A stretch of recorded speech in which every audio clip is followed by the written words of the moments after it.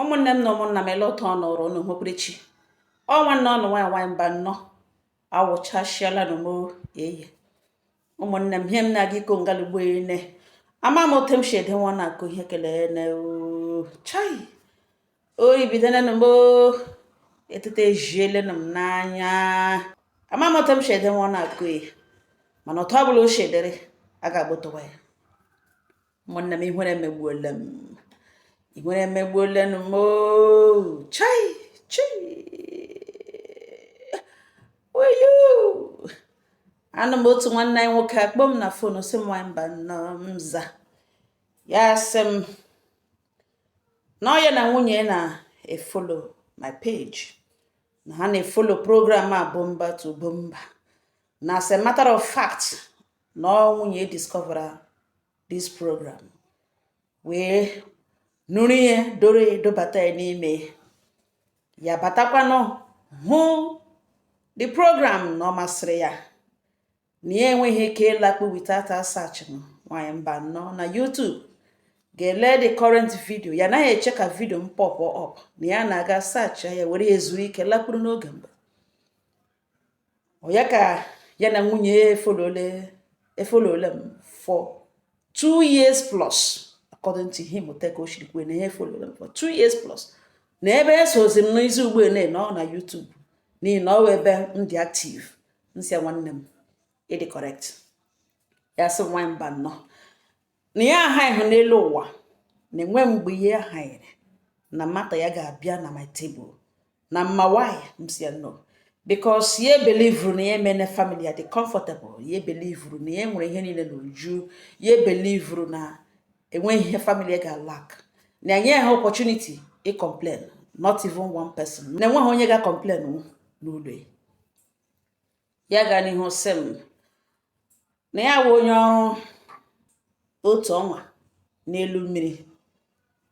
na ya wee selọ na ha na-anọ na high sea for 1 month ka ya na-anọ 1 month ka ya na-anọ n'elu mmiri before ya pụta n'elu ala bịa nọ 1 week na ọ bụrụ na ya gawa ọrụ before ya gawa ọrụ ya na-eme kishọ na ezinụlọ ya na ọfụma na nwunye na ọwa banka na onye nwa kwụsịrị ya ọrụ ọ bịara bịa mụọ nwa ya kwụsị nwunye ya ọrụ na ihe nwunye mụrụ igbo na ọwụ ụmụ abụọ 1 girl and 1 boy na ihe ya na nwunye ya mụrụ na ya kwụsị nwunye ya ọrụ si na ya nwere ọrụ na-akwụ ya ezigbo ụgwọ na ya dị financially stable na ya gaghị alike ka nwunye ya ga stress onwe a mother bịa were ụmụaka tiwe ha na skuul mgbe time na-erube bụ ụmụaka n'idiri nne ha ọ wụrụ mgbe a ga-akpọga ya na skuul chigapa daipa akpọga nwa ọhụrụ na skuul achiga daipa mee ka eme ka ọzọ nwa na-agaghị ekwuwe okwu si lekwa ihe mere na otu o siri mee no ya ha na-ewute ịkpọrọ nwa ọhụrụ kpọga ya na skuul chiga daipa wegekwuo ma pọtị ma gịnị wekwuo ma bed nwa everything no kpọga nwa ọhụrụ na daycare no ya gwa nwunye na ọ ga-akwụsị ọrụ ahụ ọ na-arụ nwunye si nụkwa na ihe ewe ọrụ na-enye ya joy na ele ihe o ji n'aka kwanasị ya kwụsị ya gwa nwunye ya na ya ga na-akwụ ya salary ya tụkwasa 50,000 naira n'elu ihe bank na-akwụ nwunye step ya down nwunye ya rituo na kemgbe 6 months o ji rituo na enwebeghị any month ya pụtara fail ọ na-ekwu ya salary sometimes ya na-akwụ ya 2 months up front ya gwọ ya wepụ aka na the reason eji akwụkwọ na nwunye ya ụgwọ ahụ anawote ya na ya nọ n'elu mmiri any story ihe ọbụla wa akụkọ na-adịghị ihe akọrọ ka nwunye ha na-enwekwala problem na nwunye nwere access to ego ya na nwunye nwere access ihe ya mean by access na nwunye ma pin ATM card ya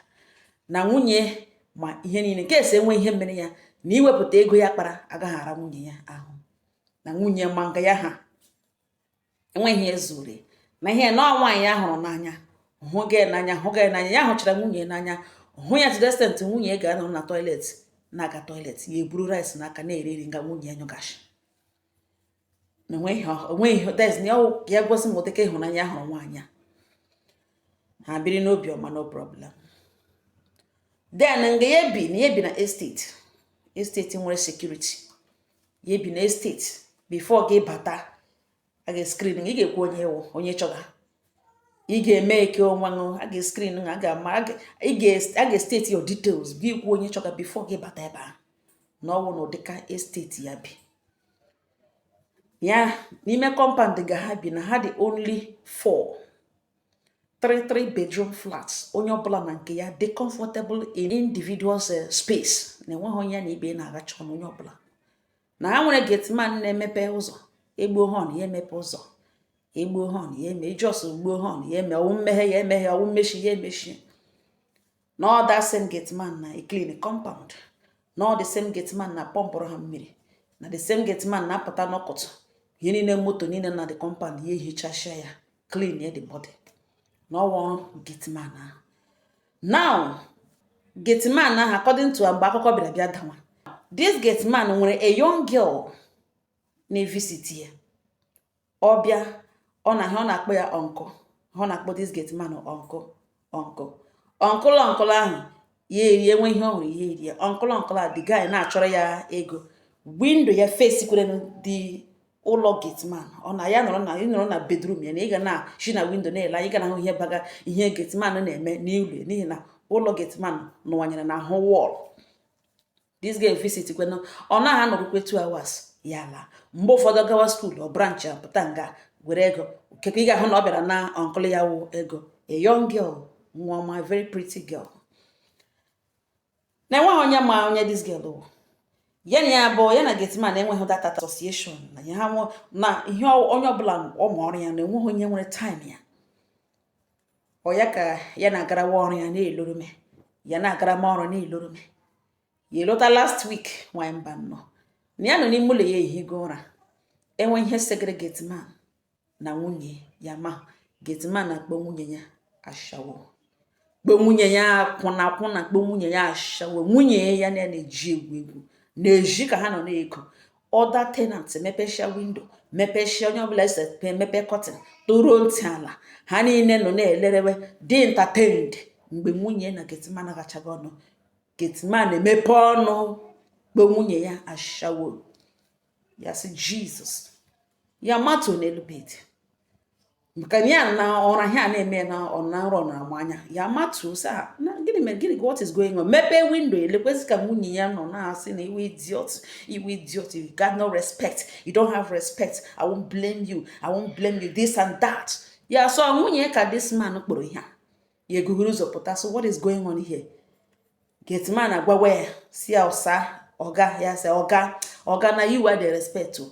ya jụọ gateman they respect me yet you called my wife ashawo the gateman eguhuru ụzọ ebe inside ya jụọ nwunye sọ gịnị mere nwunye sị na enwere nwa woman bịara ebe bịa kọọ aka na-asị na ya etughị di ya sị di onye okpe aha gateman ya jụọ sọ ma aha gateman ya sị okpe aha ya wow na ozi ya gwa ese na otu gateman ya gwawa the woman si na enwere the only na gateman ya alụbeghị nwaanyị na ọ bụrụ na ọ lụọla nwaanyị na enwere one beautiful girl na visit ya na ya suspect na ọ bụ onye ọ chọrọ ịlụ na ihe ya gwara the woman anọrọ nga mekiwe di gateman apụtazi si na ọ nwunye ya jụọ ese na ọ lụọla nwaanyị na ọ gwakwanụ ha na the girl na visit ya nga hefi na ọ bụ onye ọ ga-alụ nwaanyị atụkwe nwunye gateman atụkwe laa bịachi another day ya wụzi the day congregation mgbe ya wụ na ọ dị esi ya bịa this young girl mara mma na-abịa visit ya nọzikwe present that very day gateman ajụwa nwunye so onye wụ this girl yes ya jụwa nwunye ke ya si na ọkwa nwa nke ọ na-ahụ ọsụ na visit ya si na all this girl na ha fi na all this girl ka ọ ga-alụ n'ọnwa ọma gateman ajụwa so ọwa onye ọjọọ na ya nwa nwere shi n'anya obushi anya n'anya na-asị dị eledele ihe na ya n'anya na ọhịa ọ pụtara na somebody kụrụ aka na atọ mee onwe introduce na nwunye na o nwere right ịbịa ekwu onye na-evisit na onye na-anaghị evisit na ya onwe wa ashawo o nwere right ikwu onye na-abịa evisit na onye na-anaghị abịa evisit na ọ bụrụ na this lady now nwunye ya amaghị onye ọwụ na a ga-efi o guzoro otu mebiere ya famili ya mgbe ọ na-aga ikwu ihe n'ọma na mmadụ kụrụ aka na gate na ya na-achọ di ya and ọ maara aha ya sị gateman ọ madịrị na-eme ya ihe ọ ga-eme akwa bịa kpọọ ya sị na enwe onye na-achọ ya ọ bịa kpọọ ya wepụ aka o kwesịrị igwe ọ dị azawa na gate ma ọ fọzikwe o kwesịrị ịgawa na gate gaga zawanye na ọkwawa ọrụ ya mmadụ kụwa aka na ọwa ọrụ ya ibilite gawa because ya na toilet ya pụta ngwa ngwa ọgbọrọ ụzọ ga meghe ụzọ menwe introduce kọwa ihe na-agbasaghị ya bidogwa nwunye dat na ọwụghị nwunye mgbe nwaanyị ya mere introduce ya wụ di ya na ịtụrụ di ya bịa o nwere right ịgakwu ha na nwere another woman na today okwukwe na ọwụrụzie nwa nwanne ya nwaanyị na this girl na ọwụ nwa nwanne ya nwaanyị na ọwụ di nwanne ya nwaanyị chọtara ya ọrụ n'ugbo ya rụga na ha niile bi na this estate na ọmahụ ya ọrụ ya wụghị ya meghere gate ọ bata meghere gate ọ pụọ na ọwụ di nwanne ya nwaanyị chọtara ya ebe a nwanne ya nwaanyị ahụ akwa na ada ya nwaanyị nwunye lekwe nwunye all this girl na-abịa ọ gaba skuul ọbịa mgbe ụfọdụ ọbịa nana 200 naira sometimes ọbịa mana ọ na-ahụ na ọ na-abịa mana ọ na-ahụ ya mgbe ọ na-ebu nri na efere butere ọ naghị ahụ mgbe nwanne ya nwaanyị na-eshi nri bige nwanne ya nwaanyị ọ na-ahụ ya mgbe ọ na-ebu efere abịa ihe ọ na-ahụta awa ihe ọ hụrụ mgbe ọ na-abịa ọbịa ya enye ya ego o were pụwa elee ego ya nwere inye nwa this girl na di nwanne ya na ọ big man obi na the same estate ọkwa ya chọtara ya ọrụ n'ugbo na gịnị ka o ji chọọ imebiri family let's assume na this girl na anwe ihe adị otu a nwe otu ha should be related na ihe n'ugbo akwa ya banye na ime explain nwaanyị mba nọ mza ọsọ ike akwụrụ ọtọ bụ ya jụọ nwunye si kemgbe ka bidokwa ya jụọ gateman si even at that na ihe kpatara na ọ ga-eji akpọ nwunye ya ashawo the man agwawa si ya naghị ekweghori ọnụ before ya akọ mmadụ ya na-akọ mmadụ ihe ọ na-awụghị ya si no ya ga-ajụpụtali this man ajụjụ a by na n'ọnụ oye ya mapụga ga-ewere polisi bịa mee ya arrest si ya na nwunye eko nwere right ya na abụọ mana ịkpọ nwunye ya ashawo na ọ kparịrị ya na ya chọrọ ya mara izi na o ji n'aka were kpọọ nwunye ya ashawo the man na police custody agwawa ya si ya sa na ole anya na compound ya na-respect ya enweghị onye bi ebe ahụ ya na-anaghị respect enwekwara onye bi ebe a gasị na ya baghacha n'ọnụ no na ya ma ọrụ ya na nọkwa na limit ya na boundaries ya na enwere picture ya ga-eji ya na enwere picture ya ga-eji ya na o recognize ya picture ahụ mana na onye a na ọ relative ya de na ọ marazi ọfụma na nwunye ya na ya bi commit ga incest na ya chọrọ ikpokete nwunye dụọ ya ọdụ gbasara destin mana ebe nwunye eburuso taa ya na a ga-abụashi everything nwata nwokorobịa wepụta fon ya mepee ya ji ya si ele ọmụonye na-ewu because ọ nọ n'ime mgbulo see the picture the camera capture ma net etire na the house so ọ dịchaghị clear ezumute ihu nwa okorobịa a young tall guy ihu aha dị ya familia ọ dị ya ka enwere mgbe ya hụrụ ihu ahụ once ya recall ozugbo mgbe o wetara the next picture dị clear ya elee ya jụọ sị kedụkwana ihe otu o si nweta dis ya sị na ya nọ n'ime mgbule ya see na ọhịa ọ na ọhụghị na compound ka esetere ya na this man na-abịa n'ụlọ ya mgbe ọbụla ọ pụrụ ọ gawa ọrụ this guy abịa and mgbe o ji abịawo Mondays Wednesdays ọ bụ na o ji abịa and ọbịa mgbe ọbụla ọ na-abịa ọ ga-abịa ebe 9 mgbe ahụ ọ ma na ụmụaka parents ndị na compound ekpọrọla ụmụ ha pụọ shi agala hụ school ndị na-apụ ọrụ agawala ọrụ ọ mgbe this man na-eji abata Monday and Wednesday eshi ọbụla ọ ga-abịa eshi na ọbịa eshi Monday ọ ga-abịa eshi Wednesday then ọbịa nwunye anaghị akpa ego emeghere gate ọrụ ka ha na-akpọ onwe ha na phone ọ nwunye na-ebili ji aka ga-emeghere gate then ha gafewezi ihu ụlọ ya ahụ nwee ifuliwe na ya na inside as the gate man ihe ha na-ediscuss ele ihe dadi kwuru ala ọkwanụ ele ihe dadi kwuru asị na dadi a ga-ekpekwe dị ikpe na ọwa ego na dadi sa ga-agagụ ọ na-eprezent ya na ya bụ na-akpa nkata like ha wụ nwanne na nwanne ha na-ekwu na dadi mọmi ọsụkwanụ gịnị na kwagwala mọmi na hapụga ya ekwuola okwu anya elekwe mgbe etiri mgbe ọzọ etire ikpe ihe ha ga-anọ na-eji ihe kwụtọcha ya nta ya kpatọ nkata ụmụ ihe nkata dịka nkata ụmụnne na-akpa ha abụọ abanye inside ha abanye inside enwe onye ga-anọ olu ya by then ụmụaka abụọ arahụ ya gaa n'olu ha ihe ya conclude na ha nwanne truly nọ nwanne ihe ndị a niile awụ ihe gbaga n'echiche until one day ya gara Zulu ịgaga buru ihe ya zakọrọ ebe ahụ tii na nylon ka ego eburu rutezie na window bedroom ya na-anụzi mkpu ọṅụ very soft tiny low mkpu ọṅụ nwunye na-eti ya so ọwụ onye megekwana nwaanyị a mkpọrọ ihe akpa ụmụnne nọ na-eji nga akpaga nkata na ya nụtara ebe ahụ aka nụkwanụ truly that na mmadụ abụọ rige sokiriwo odo ya na ihe megenụ karịrị ihe a na-eji ya nwaanyị mba nọ mza ya gwa so send ya picture na phone ya otako she transfer the picture na phone ya ya hapụ ya na police station dị ya lowe bịa mepee the picture ji nwunye so onye na nwunye nwunye ya sị na-elekwere ebe o shigotekwana picture ka ya jụọ eso onye awụ onye na ya na ya abụọ ma onye na ọwụ na onye na ọwụ onye na o ji na picture onye na mgbe ya na ya abụọ na-akpa na o chetakwara ihe ọ gwara ya gbasara this person na ọwụ onye ahapụrụ because of him. Ya na ya abụọ apart ala ways 3 months later ya na onye apart ways ya mata ya na o ji na picture onye as ex ya na ọ na-akụ ya ọkụkọ na ya na ya abụọ this and that every time off and on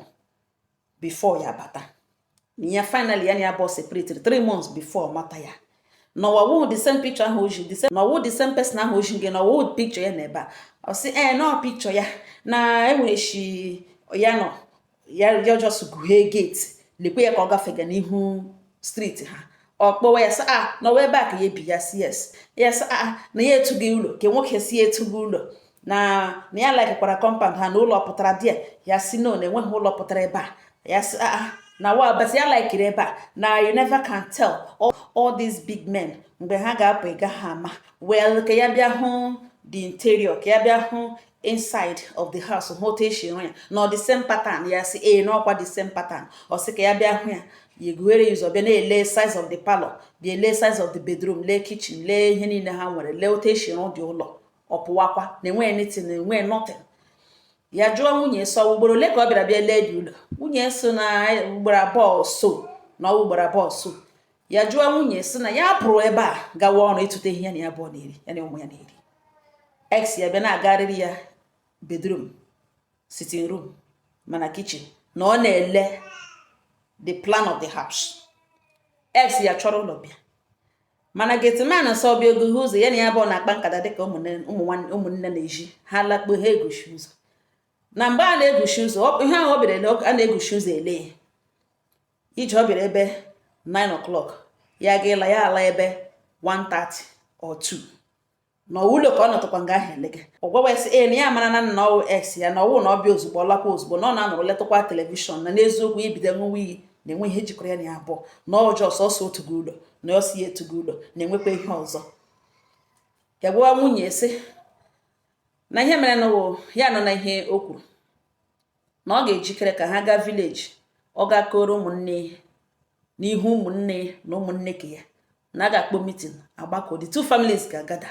ka o mere ha explain ihe na ugbo ene ọkọga na ya ga-ejishi ike convince the gate man ka ọ bịa nọrọ present na the meeting ka ihe ọ hụtara n'ihi na onye nwa gbashiga ihe na ọkwa na ya nwa bụrụ kpara the gate man ọ gara ga ikoro nwunye na enwere nwaanyị na-abịa etute di ya there is no smoke without fire na enwere nwaanyị na-etute di ya mmadụ kpọrọ aka na gate si ya na-achọ di ya kpọọ aha di ya and ị ma na such man nọ na the compound ị ga-aga gwa ese enwe ya na-achọ gị gwawa the woman na ọwụhụ nwunye na enwere girl na-achọta this and that chukwu eme ebere ya wụ na ọwe decent man na-enweghị ihe ahụ igburu gaje awụghị ọwaligo onwe ka n'ụbọchị na-arịkwụ ya gawa ọrụ nụrụ n'elu mmiri riski ndụ ya ya na enyi nwoke echi ex ya alakpuru n'ime bedroom ya ga nga na-aga agbafuri ekporo nwoke kpekpute n'ime mgbuli ya n'ime ebe ya na-akwụ ụgwọ na ọ ga-abịa mee explain na nwaanyị mba nọ n'ọwa ebe a na-akpa okwu nọ nwunye na-arịọ ya ya gwa nwunye si na onye na ndụ ya nsogbu na enweghị dị ka ya na Jehova na-achọ one way or the other ime onye ọjọọ expose na ọ dị learned na o doro anya na ọ gara school nọ na normal ground na ihe ahụ ọ gwara nwunye getman o kwesịghị ịgwa ya na ya ahụghị ya so onye ga-ekwulite atị mana mgbe Chineke chọrọ ịbụ mmadụ ọ ga-eme onye ahụ eme nkịrịka mistake na-erurughị ya na nkịrịka mistake ahụ na-erurughị ya ụfọdụ site na Chineke bupụtara ya na ya agaghị emechi ọnụ na ya pụọ kpọrọ nwoke lekwute n'ime nwunye not just enyi ha nwoke ochie ichie ex ya n'ime bedroom ya n'ụlọ bịa na akwụkwọ tụrụ ụlọ bịa na ọ bịara bịa ile plan ụlọ ka ya gwazie na complete onye oshi ka ọwụ na ọhụrụ na esteti ese nwee ike ịbata ebe a without clearance ị gaghị abata na this estate without ekwu onye chọ abịaga emeghere gate na ọ bụrụ na ụlọpụta ndị landlord na-aga drọpụọ ya na esteti ebe ahụ na ọ sekuriti ga-agwa ma ụlọ pụtara ma ụlọ apụta ị gaghị abata ebe a na-asị na ị ga-arịga n'ụlọ na ịtụga ụlọ ebe ụlọ pụtara na ụdịka movement anọghị na this estate before mmadụ batara hia ị ga-enye clearance kwuo onye chọ abịaga kwuo house ịchọga kpọọ phone number dị sure that n'ime onye tụga all security ga-ejizi aka ha kpọọ the number na onye dị otu a sị na ọ na-achọ gị ọgụ nwara asịzi onye ahụ batawa onye ahụ abatara. mmadụ anaghị agagide random face anaghị agagide security egughere izu first security mee ya second security a ga-eme ya bata ebe a na ọ chọghị ụlọ na o chefuru sosu na ọhịa o nwere to ya defend herself with na ya ga-agwa ya na ya bi ebe a before ya bịa lụọ ya na ya ma ebia bi nwunye ya nọrọ ga-agba ikpere rịọwe na ọwụ na ọ chọghị ụlọ na o jọsịrị gwa ya dat na ya hụrụ ya ka ya drive baiga n'ime the estate na ọwa ebe a ka ebi ya cs ya ka o si oke na ya chịrị ebe biko na o nwere ihe ya chọrọ ịgbata ya ihe eji gwazie ndị sekuriti na ọ chọta gị ka ya nọ n'ihe ọwa chọrọ ikwu na ọwụ otu o shiri batawa. nwaanyị nwunye ya lụrụ ya na-agacha nwaanyị ya na-akwụ salari nwaanyị ya dewere n'ezigbo ụlọ nwaanyị ya dowere n'elu ego nwaanyị ya efidiri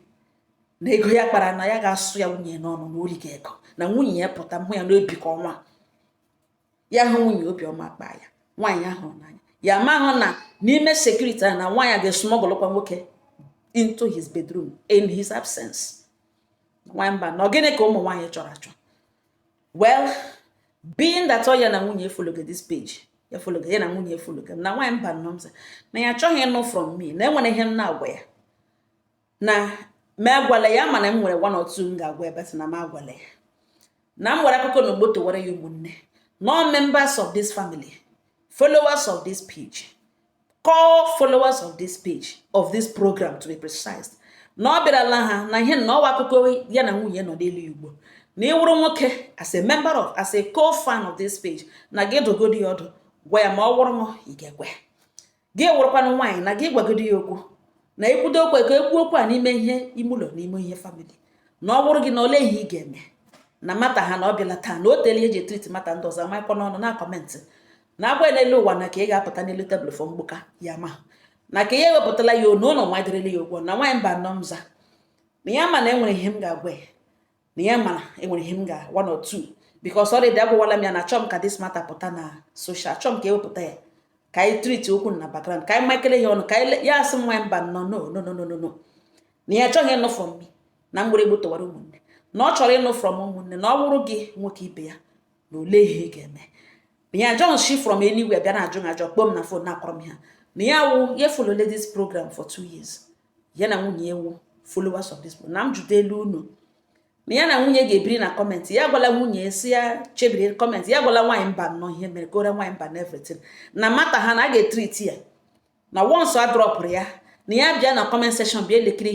ihe ndị ụwa ga-agwa ha na ote ha na-echi aga ama gara kwa mgbe ụfọdụ kọmentị ya ga-agwa ya so wetuo kọmentị na ọ dị too harsh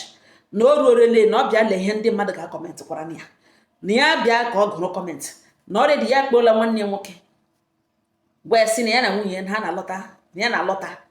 gwakwana nwunye si ya na ọ ga-abịa nọrọgo pụwara ya n'ụlọ na ọ gaghị nọ ebe a fọda ka ya kpakọ isi ọnụ mara the next thing to do na ote ya na-akọrọ m ihe n'ugbo na nwunye ya nọ n'ụlọ na according to her na ya gaala na nke nwanne ya nwaanyị ọ wee ebe ahụ ka ọ nọ na ya kpọkwana ụmụ ya abụọ na ọ naanị ya nọ n'ụlọ igbo ya na-akọrọ m ihe n'isi gbakashiri ya na on Monday na ya ga-amakwa na boat gawakwa high sea ga nọrọkwa ebe ya mbata ya ọzọ kwa after 1 month mana ya kpọọla nwanne nwoke kọsatụrụ brief onye gbashi ụzọ ya enwebe nwunye nọ na ya ma okpo ụmụ ya abụọ ọsọ nọ na nke nwanne ya nwaanyị ya achọghị ịma ma wee ebe ọ nọ ma ọ nọ na nke ex ya nwa ya ma ya achọghị ịma na nwaanyị mba na mgboto were ya akụkọ na ya ga-ebiri ebiri na comment section na nwunye gụkwa agụ comment section na ngwa mba ụwa na otiri ihe na ugbo ochie daa ya otiri ihe na-eshiri bide na ọ bụrụ na ole ihe ị ga-eme na gị gbatara ya oso enyemaka ụmụnne m chai ọkwa ndị Igbo si hụrụ mmarụ mmetọ mbọ ihụrụ mmarụ ha mmetọ mbọ otu na-anaghị etute ojinu amaghị eme mụ mere na m so otu na-anaghị etute ojinu amaghị eme ụfọdụ ndị so onye nwere otele amaghị anụ ndị nwere ọdụ amaghị anọ n'oche chi mụ mere na m so ndị nwere ọdụ amaghị anọ n'oche ụmụnne m abịarala ụlọ ebe ọsọ meti ile ọnụ m ekwula ebe ọsọ ya achọghị ịnụ from me na ọwa ụnụ ka ọ chọrọ ịnụ from biko gbukwe na isi ewu ka ọ shanụ mpi ya mara na ọtọnụ ga-esi mee ya ka okwu lenụ ma ọ ga-ekwu okwukwu uche onye adịghị njọ enwere nnọọ ihe ụnụ nwere ụnụ ga-agbatawara ụmụnne ụnụ gbotowara ọ sị achọghị ịnụ from me na nwa mba nnọọ na ya ma na enwere one or two ngagwe but na mbenwe na ya chọrọ ịnụ from ụmụnne direct enwe nnọọ ihe unu ga-agwa enwe nnọọ ihe unu ga-agbotowara ya ụmụnne m unu gbotowara ọ ga-agụ kọmentị ọnụ ya na nwunye ga-ebiri ebiri nga aha nna okwu n'okwu uche ya uche onye adịghị njọ ọ nga ọha nọ m n'ọnụ udo dịrị ọnụ